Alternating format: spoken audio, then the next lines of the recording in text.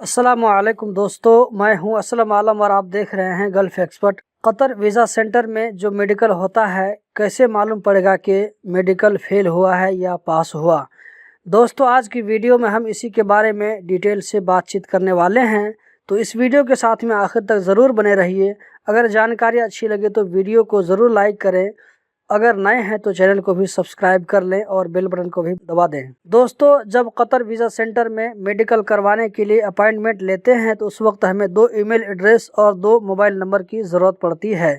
एक email company वाले की तरफ से होता है, दूसरा ईमेल वर्कर की तरफ से होता है। लेकिन बहुत सारे लोग दोनों जगह एक ही ईमेल को डाल देते हैं, वर्कर का ईमेल नहीं डालते हैं।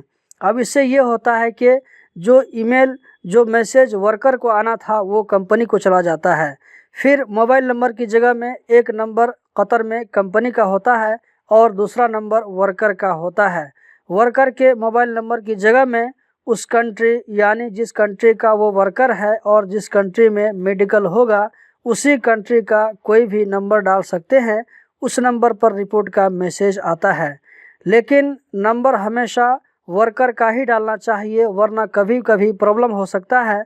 अगर रीमेडिकल करवाना हो तो फिर कतर वीज़ा सेंटर वाले उसी मोबाइल नंबर पर फ़ोन करके बात करते हैं, तो मेडिकल फेल हो या पास हो उस ईमेल पर या उस जो मोबाइल नंबर है उस पर मैसेज आ जाता है जो ईमेल शुरू में डालते हैं।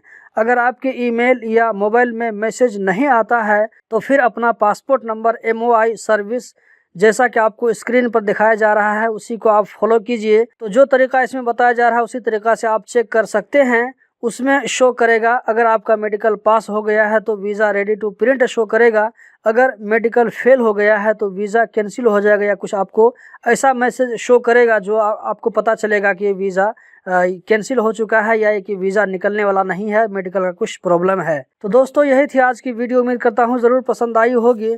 कतर से रिलेटेड इसी तरह की छोटी बड़ी जानकारी हासिल करते रहने के लिए चैनल को सब्सक्राइब करें, वीडियो को लाइक करें, अपने दोस्तों के साथ में शेयर करें। वीडियो देखने का बहुत बहुत शुक्रिया।